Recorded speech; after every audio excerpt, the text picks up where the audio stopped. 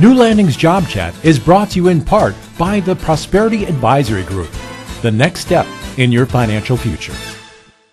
You have an appointment.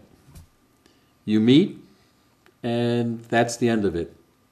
Or is it? How do you get the next appointment to continue in your job search? That is the subject of today's Job Chat. I'm Hector Silva, along with Don Appel. Those appointments, they are so important, and we're going to learn today how to get them, how to keep them, and how to not leave without one. And our appointment today is with Brad Justice. Brad Justice is president of Justice and Associates, a personal development company, and also co-founder of Team Office, an office furniture company based in Kansas City, Missouri. Brad spent the last 25 years of his career researching and developing a better way of connecting with other people. In 2007, he published his first book on the subject, The Holy Grail of Selling. The sales process described in the book can be used by anyone interested in building relationships with other people built on the foundation of trust.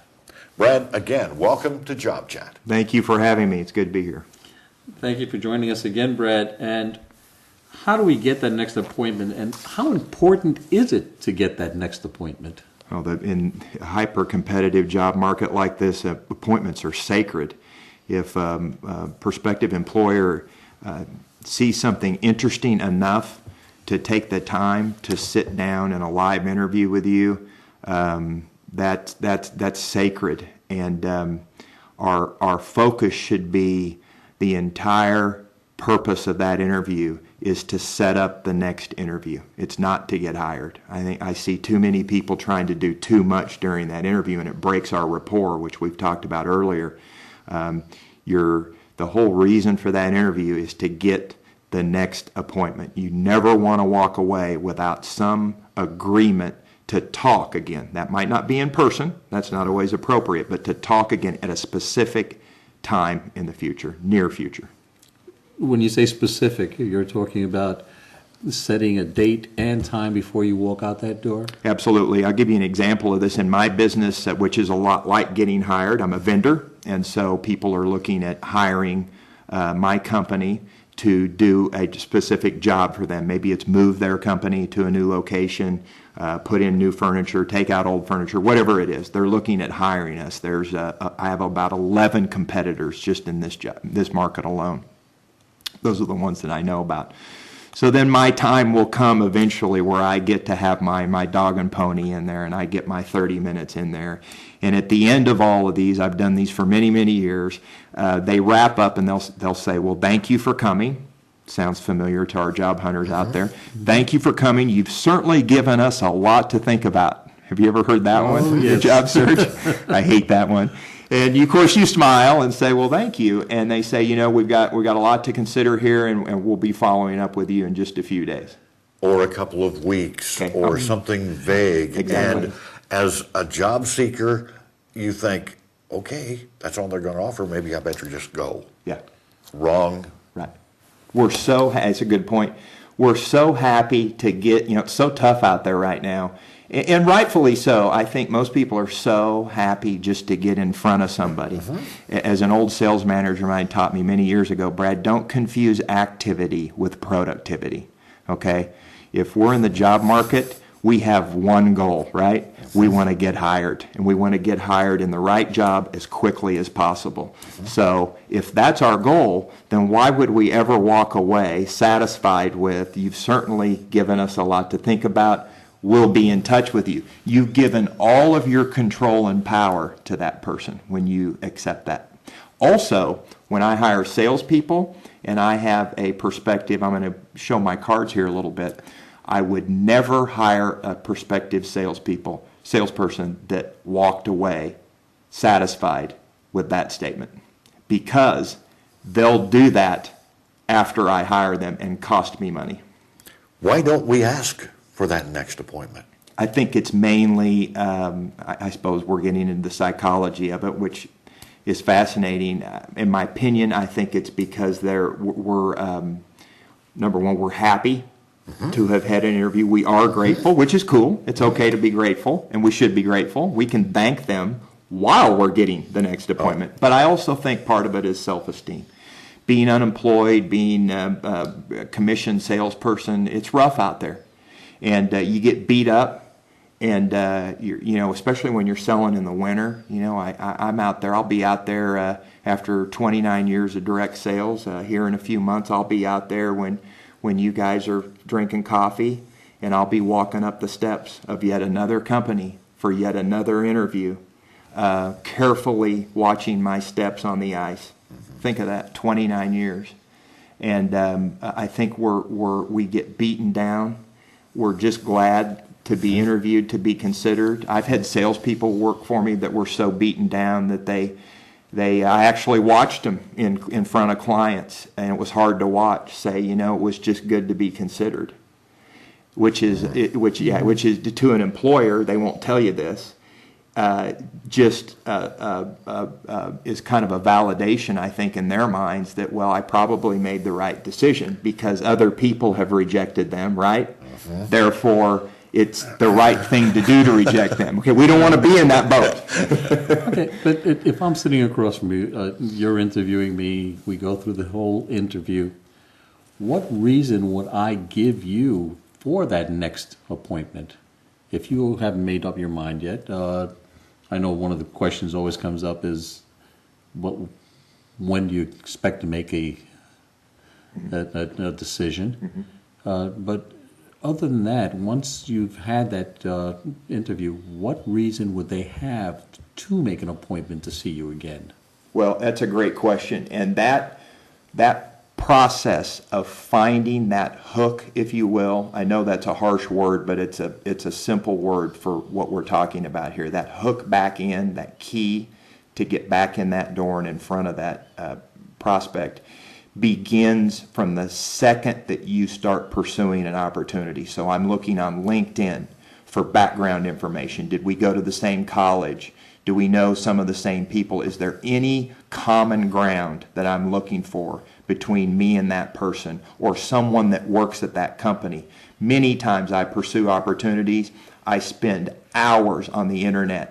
I go over even to their lobbies and look through their lobbies. I talk to the receptionist. I'm looking to see, number one, do I know anyone else that works there that can put in a good word for me, that can tell me more about the person that I'm interviewing with. Now, this probably sounds scary to some people out there, but stalking comes to mind. Exactly. This is the way to get hired, though. And there's a way to do that. And I've never been asked in 29 years of doing it this way, but if I'm ever asked about what are you doing here? You're doing a lot of homework. I would quickly reply, I just want you to hire me. And there's no crime in that. I'm not selling crack here, okay? We're honest, hardworking people. They need to have jobs. It's good for all of us when we have full employment in this country, and there's no crime in finding that common ground. Specifically, to answer your question, Hector, I'm looking for any commonality between me and that person. It's even been this remote, which you'll laugh at, but actually has gotten enough rapport going that I was able to get back in the door. I knew someone that shared the last name of someone. I couldn't find any common ground between us. I walk in their office, I look at their colleges, they went to small schools I've never heard of in a remote state. It's just, and this doesn't happen to me very often. Kansas City is a pretty small town. You can usually, with a little effort, you can find common ground with just about everybody. But once in a while I can't, which is kind of fascinating to me. And so they have a last name, not Smith, but not that common, but somebody that I know, and I say, are you related to so-and-so? And that opened the door to enough conversation. When I find that common ground, maybe we share, we have kids. That's one of my favorite spots to go because I'm passionate about being a father. And we talk about sports and where their kids play and what do they play or where do they go to school, what part of town. One of my favorite questions that I ask is, where are you from? Are you from Kansas City? And what I'm really doing, I do care about where they're from, but I'm looking to see where they're from. A lot of people up here are transplants from Wichita, which I am one many years ago. And you'd be amazed at the common ground that I've been able to find. When I find that common ground, it may be social or it may be professional. In some cases, it might be both. That leads me to my hook, my reason. Maybe we have a favorite author. I love Malcolm Gladwell. And so many times on sales calls, I've been out there. I want to get my next appointment. I see a book on their shelf. This is probably 30% of my appointments to get back in. And I see that they've read Gladwell. And I say, you like Gladwell? And they say, yeah, he's a good writer. And I say, have you read his new book, Outliers? And most of the time they say, I haven't. I didn't know he wrote one. I've got a copy of that, right? If I don't, I'm going to run and buy one when I leave, okay? We're talking about getting back in the door and getting hired here, okay? $15 book is no big deal. Then I'll say, hey, you know what? I'm going to be out this way next Monday. Is it okay if I drop by with a copy? Well, if somebody's going to do that, they're going to come out and see you. New Landing's Job Chat will be back right after a word from our sponsors.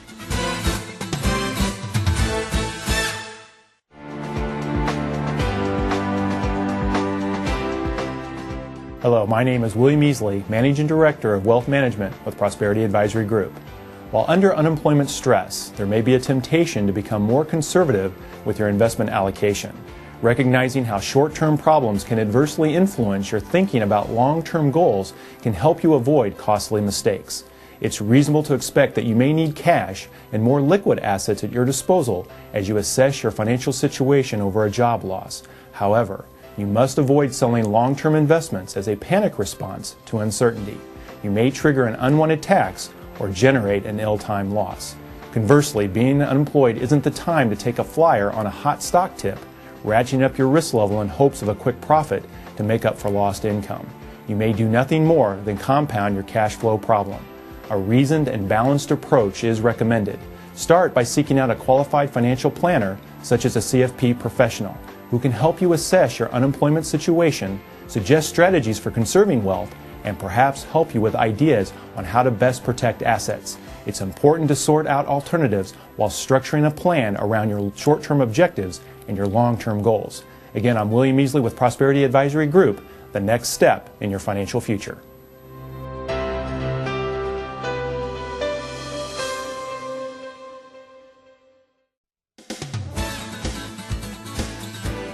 So the reason doesn't have to be a follow-up to the conversation you just had. It's just another appointment, another reason to get together to continue to build on the relationship. 70% of the time, you're correct. It's not. It's more of a semi-social nature, and I'd say 50% of the time, my second follow-up appointments are a favor to them. I've had equipment that I have, or they need a favor with something in the office, and I know how to fix it. Just a variety of things. I'm constantly looking from the time that I pursue that opportunity through emails. I'm looking not at getting hired. I'm looking to set up my next appointments. I have a contest with my salespeople with this, and when I make calls with them, I'll tell them in the beginning, I'll say, I'll have our next appointment before we walk in for this one. And I'd say 80% of the time I already have it. I've got the reason for it. Our focus is way too narrow. We're thinking job. I need this job. I need another interview to get this job. And we need to expand. You're exactly right, and it's a great point. For single men out there, if you can remember being single that far back for me, it's a little bit like dating, and you don't have a girlfriend at the time, so we go out, maybe we go out with a friend or whatever, we're looking around, we don't even have a date for movies. I was single till I was 37, so I spent a lot of years doing this. I started to translate some of my growing selling skills into that, and sometimes it worked and sometimes it didn't. But it's a little bit like that. If we're focused on the thing that we really want, which I know this is a family program, I won't talk about that, but if we're focused on that, that's a real quick way to break rapport. Yeah. You're never going to get a date to the movies if you want to talk about what you really want to do. Yeah. Right. What we want to do is we want to start with hello. Right? And that was my great pickup line. I was never really very good at it, but you know what? I never had anybody get angry with me. And you can't say no to hello, right? And when I could get a conversation going, I would be constantly looking for another reason to talk to her. Now, in today's world, there are multiple interviews. You go out there and you get the first interview, which hopefully leads to a second interview, but it might be with a different person. Who do you make that next appointment with? Is it the last person you interviewed with, or you try to make one with each person, not knowing if there's going to be another interview? I've been through that myself, and it's a great question. You know, in each scenario is different because each company or organization has a different hiring process. But one thing I would make sure that I do is, and this can be wrapped up as an appointment, is I would ask, will it be necessary for me to have another interview? And even if they're not going to hire you, they're going to answer the question, right? I want to understand your process of hiring so I can do a better job. Honestly, they're legally entitled to answer the question. They at least have to tell you what their process is. Yes, you're not today, but you're going to eventually have to interview with Hector in finance. Okay, great. Do you feel comfortable enough in putting your blessing on me if I get to that point of talking to, I'm going to ask for your endorsement, because I just learned as a salesperson, you've told me that you can't make the decision alone. We've got to have Hector's blessing, right? So, but while I'm sitting in front of you, I'm going to go ahead and get your sign off, right? And if the answer is, I don't think I'd be comfortable with that, fair enough. Can you please tell me what I need to do to get to that point? And see, I'm building up for my next appointment. Now, they either have to say, I don't think I'd be comfortable with that. Well, then, really, I'm wasting my time in that interview, right? If you're not going to give me the information, then this really isn't an opportunity, which is something we talked about earlier, is that so many opportunities really aren't opportunities. And I think as job seekers, we're so scared to hear no that we want to confuse activity with productivity that we'll just go ahead and interview. Well, I don't know about you guys. I hate interviewing. You know, I've done it thousands of times, but I don't like it. It's like a first date. It sucks. I just want to be hired. I just do that to get hired. And so I'd like to cut out all my interviews and get down to the one interview that I've got that is the right opportunity for me and for them, and I'm going to get hired. I just want to get to that. And so that's a way of doing that, saying, can you coach me along a little bit here and tell me what I need to provide you with so you would feel comfortable enough to endorse me to Hector. You know? So as a job seeker, when you hear people say, nobody gets back with me, they need to take that responsibility because they have not set the appointment. I hear that a lot. I counsel formally and informally with a lot of job seekers, and I hear that, I'd say, 70% of the time. And when I hear that, you're absolutely right. I don't always say it that way, but in my mind, I'm thinking, no, you've got the wrong person that you're blaming for the appointment. It's your job to get the next appointment. If you ask for that, say, you know, I'll set up a scenario here. We'll do a little role playing if we can. So many times in your job search, you're going to get to the point where you've answered all the questions, you've submitted all the information, so we've done all the tasks, right? Right. We're at the top of the flagpole here. So the employer's going to say something like, thank you so much for your time. You're certainly a strong candidate. Am I close? Okay. And we've got some other interviews that we've got to finish, and then we'll be following up with you. Am I pretty close? That sounds pretty standard to me. That's what I thought. I'm getting older, but I don't think things have changed all that much. Okay. It's at that point where the vast majority of candidates will say, as Hector said a few minutes ago, at the very best, they'll ask, okay, do you have any idea when you will be making your decision? Okay?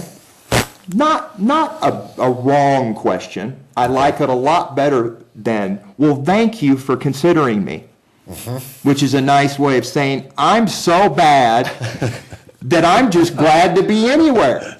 Right? Yes. And who's going to hire that person? Yes. They're never going to tell you that, though, because No, legally of course that's a not. bombshell. Well, I'm glad this interview's over. Exactly. And you know what? I am too, after everyone. I feel that same sense of relief. So that's a normal feeling. But again, we have one goal, and that's to get hired. I'm sitting here, and we're talking on air right now to help people learn skills that can help them get hired, right? Yes. So let's just talk about what does that. So we say, okay, well, thank you for considering me. And you know what? I have some interviews set up too. I felt really good about this. I really enjoyed getting to know you and learning more about the opportunity. Hector, notice the emphasis on you, and hopefully we found some common ground. I'm going to sprinkle in that common ground at that point. I'm going to talk about, I want to hear about that football game next week. The playoffs are this weekend, and I want to hear about that. I've got some interviews set up too. Now, I've done an interesting thing when I say, and I have to tell you, I'm not telling anybody to lie there, but if you ever lied in your life, I would do it right there, okay? Is that a fair statement? Fair enough. Because there's a psychology ploy in marketing called law of scarcity. Right. And when I say that when it went well and I'm in front of the person and I did a good enough job that I am in consideration, right? Okay.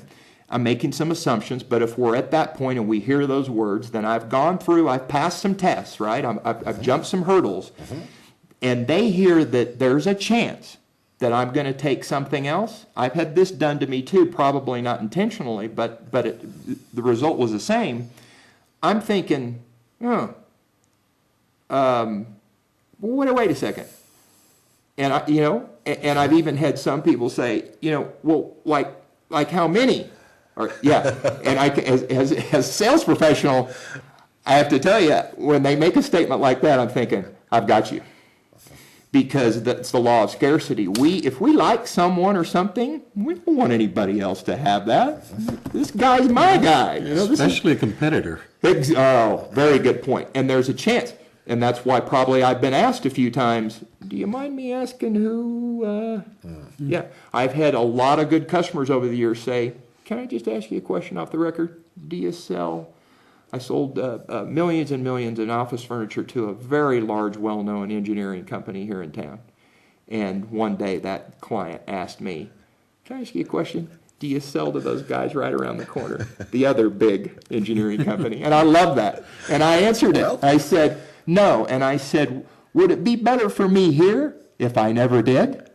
And they said, it wouldn't hurt, because they hate them. And I said, done, because we have rapport.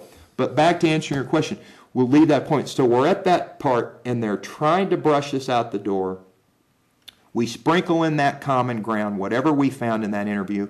We let them know we've got other opportunities we're pursuing. Because even if we don't have interviews, we can say, I've got some things coming up too that I'm looking at. This is one that I was looking at, and I really feel good about it. But I need to get to work, and I've got these other opportunities I'm pursuing. This might be a resume you posted, right? You don't have to go into the details. Okay. And let them know that and say, I'm going to be away from my phone quite a bit. Can I just set up a time with you just to follow up with you that you're going to be in the office, say, 2 weeks from tomorrow? Are you usually in the mornings? I could call you around 9, and that way we could just reconnect. I could hear about the football game, and then we could kind of wrap up, and I can hear how your other interviews went. Very few people will deny that much.